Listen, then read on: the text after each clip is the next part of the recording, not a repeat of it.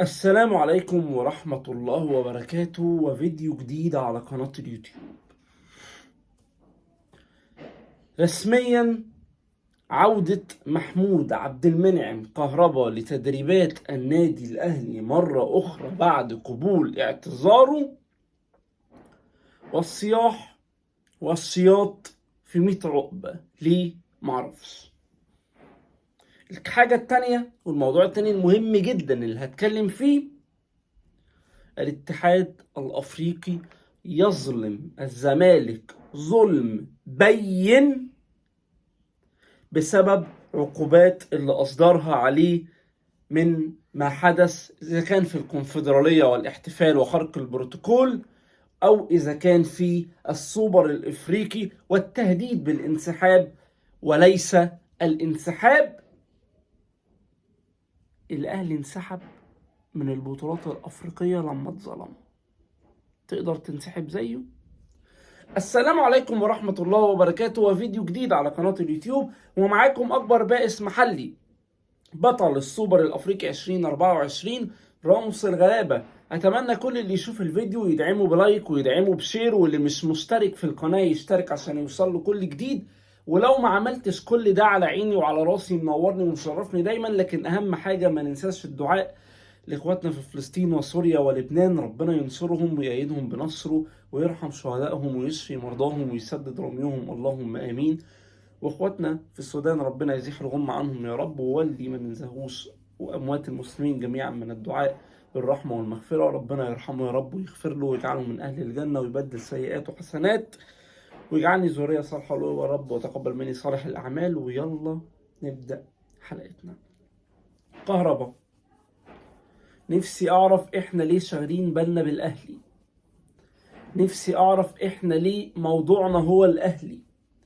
نفسي اعرف احنا ليه مركزين مع مشاكل الاهلي.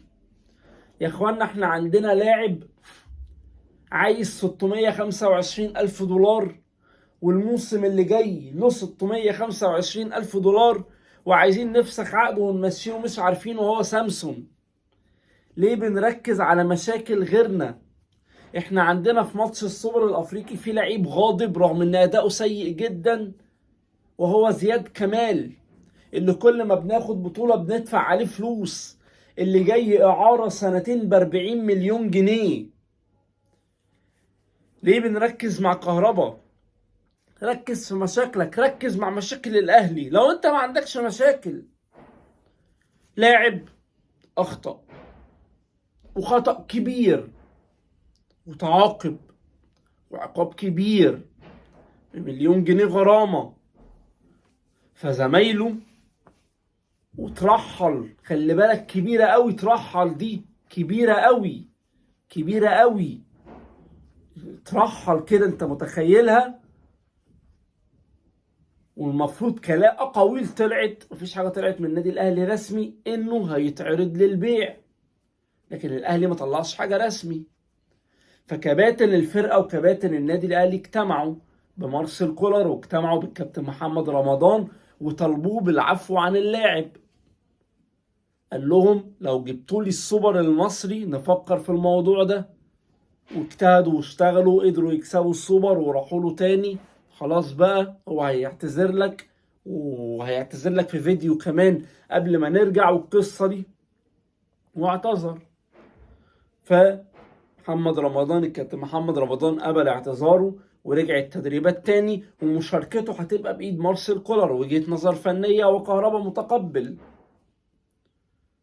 احنا مالنا؟ احنا كزملكاوية مالنا؟ ليه نفضل نقول ده مبادئ الاهلي؟ لا، ده ما طبقش. هو احنا مش مؤمنين بمبادئ الاهلي؟ خلاص بقى، يبقى انت بتذكرها ليه؟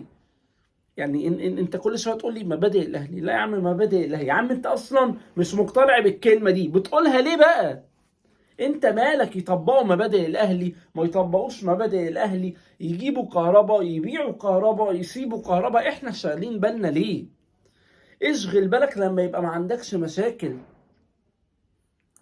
اشغل بالك لما يبقى ما عندكش مشاكل.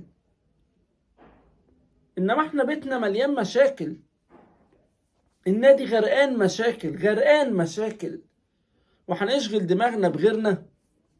لعب عندهم غلط واتعاقب واتغرم وخلصت القصة واعتذر. يمشيه بقى. الكهرباء لو ما مشيش انت هتستفاد حاجة؟ يعني الزمالك هيستفاد حاجة؟ هيدفع فلوس من اللي عليه مثلا؟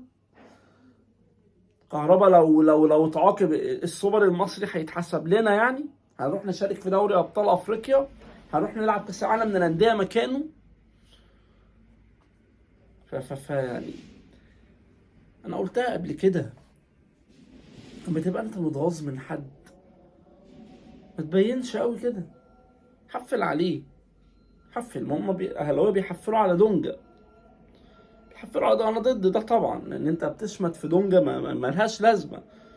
يعني ملهاش لازمه ان انت تشمت في دونجا وخلي بالك كقله ادب. كقله ادب دونجا ما قلش ادب على جمهور الاهلي. حتى هو مع منتخب مصر لما جمهور بعض من جماهير الاهلي شتموه ما ردش عليهم، وانا احترمت دي وانا احترمت فيه دي الصراحه. يعني هو قال بس تصريحات بأم الطخ، انما ما غلطش في حد. خلي بالك عشان دي تفرق قوي. في اهلاويه ضد الشماته اصلا. فانت دلوقتي شاغل دماغك ليه؟ شاغل دماغك بكهرباء يتعاقب ما يتعاقبش، يمشي ما يمشيش. اشغل دماغك بنفسك، اشغل دماغك بفرقتك. هم أدرى بنفسهم، هم أدرى بمبادئهم، هم أدرى بالقوانين اللي حاطينها، هم أدرى بالموقف كله يا سيدي. احنا هنعملها حوار؟ فالموضوع بصراحة بالنسبة لي مستفز جدا. يعني نفسي نطلع الأهلي من دماغنا، لأن احنا مشكلتنا كسبانين بنجيب سيرة الأهلي، خسرانين بنجيب سيرة الأهلي، ما بنلعبش في البطولة بنجيب سيرة الأهلي، مشكلة عندنا في النادي بنجيب سيرة الأهلي، غرامة متوقعة علينا بنجيب سيرة الأهلي. وفي يا جماعة الموضوع رخم، الموضوع رخم. نخش على الموضوع التاني بقى، بما إن أنا دخلت في قصة بنجيب سيرة الأهلي. الاتحاد الأفريقي موقع عليك غرامة، مفتري عليك وظلمك. أنا بقول لك ظلم، الغرامة دي ظلم، لا كبيرة قوي. انت الجايزه بتاعت السوبر الافريقي 500,000 دولار، هتخصم لي منهم 300؟ انت ايه يا عم، في حاجه في دماغك؟ الاهلي ماله؟ سايق في دلال؟ لا مش دي، بس الاهلي ماله؟ انا عايز افهم الاهلي ماله. الاهلي ماله يا عم؟ هو كابتن محمود الخطيب رئيس الاتحاد الافريقي؟ وكابتن محمود الخطيب رئيس لجنه العقوبات في الاتحاد الافريقي؟ ولا كابتن محمود الخطيب مثلا خسر السوبر الافريقي فهيكلم موتسيمبي بقول لك يا موتسيمبي، معاك الكابتن محمود الخطيب، بص انا متضايق قوي وجادد وعلى اخري، ما ينفعش ان الزمالك ياخد مني السوبر الافريقي، انا عايزك تحط عليه بعقوبه، وهو اصلا مديون لطوب الارض وعليه غرامات، عايزك تخصم له 300,000 دولار. ما فيش الكلام ده. مالي الاهلي يا جماعه؟ تعالى لي بقى، تعالى خد المفيد مني. الزمالك مظلوم، مظلوم، لان اتحاد العاصمه انسحب من قبل النهائي من الماتشين، خد 20,000 دولار، و20,000 دولار يعني 40,000 دولار. ابو سليم الليبي ضرب الحكم محمد معروف، خد غرامه 40 او 50,000 دولار. الوداد المغربي انسحب قدام الترجي، خد غرامه تقريبا 30,000 دولار. منتخب ليبيا ومشكلته مع منتخب الجزائر نيجيريا، ونيجيريا كسبت، ليبيا خد غرامه 50,000 دولار. احنا هددنا بس بالانسحاب، هددنا بس بالانسحاب، ناخد غرامه 300,000 دولار؟ مش منطقي. بس تعالى بقى اقول لك حاجه. بما ان احنا مشهورين بالانسحاب، وبما ان احنا اول قرار عندنا الانسحاب عشان الكرامه والوطنيه، النادي الاهلي بعد سوبر جوهانسبرج في جنوب افريقيا مع الزمالك، كان 94 باين، الاهلي تعرض لظلم كبير جدا من الاتحاد الافريقي. قام النادي الاهلي مدي كرسي في الكلوب وانسحب من البطولات الافريقيه. وخلي بالك، انسحاب النادي الاهلي من البطولات الافريقيه ده سبب رئيسي وكبير جدا في فوز الزمالك وسيطرته على افريقيا. لان احنا لما كنا بنروح نلعب افريقيا كنا بنروح نلعب مكان الاهلي، ما بنبقاش احنا بطل الدوري. وزمان كان بطل الدوري فقط اللي بيشارك. اصحى للكلام. فالاهلي عملها كرسي في الكلوب وانسحب من البطولات الافريقيه. الاتحاد الافريقي اتشقلب. ليه؟